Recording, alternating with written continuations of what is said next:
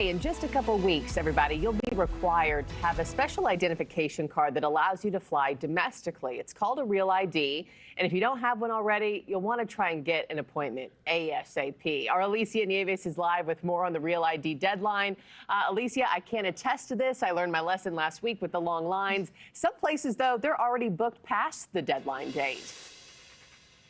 Yeah, if you still need an appointment to get a Real ID, good luck. It's going to be a struggle for real. This DMV just behind me, there isn't an available appointment here for at least 3 months until July. This is a location in New Jersey. We actually checked the entire state of New Jersey. There is no appointment available for a Real ID before that May 7th deadline, which is leading to frustrations from millions of Americans coast to coast who are still scrambling, who are like you, trying to get their hands on a Real ID. You've got the motor vehicle bureaus around the country saying they are struggling to cope with this recent surge. Some people just showing up, hoping to be attended to, and that's leading to long lines, even longer wait times. This really has become a very common experience over the last couple of weeks.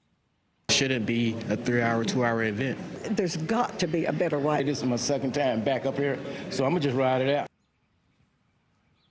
But in several states, they are trying to make the process a little bit easier by extending DMV hours, setting aside some special time slots for those seeking a Real ID. Some are even offering emergency appointments for special cases, things like a life or death emergency or some other urgent travel. And if you're unsure if you actually have a Real ID or not, this was me a few weeks ago, you can just look at your ID card, your driver's license. If you spot a black or gold star, you're in good condition, you have a Real ID. If you haven't and you're still, again, on the mission to do this, to get a Real ID, remember this.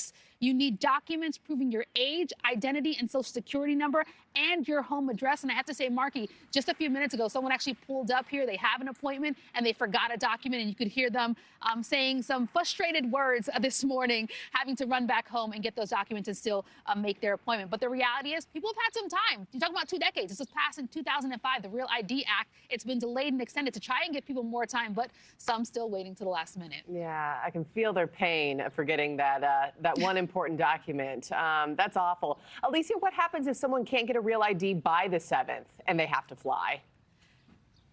Yeah, so the TSA is basically telling us that if you are in that situation where you have to fly and you don't have a Real ID, get ready to, quote, face delays and additional screening if you're lucky, because there's a possibility you will not even be able to go past the security checkpoint, which would not be a fun experience, to say the least. But don't panic, because there is still a way to get through the TSA checkpoint if you do not have a Real ID. You can have 4 other forms of ID: a passport or passport card, a military ID, a global entry card, or a state-enhanced driver's license.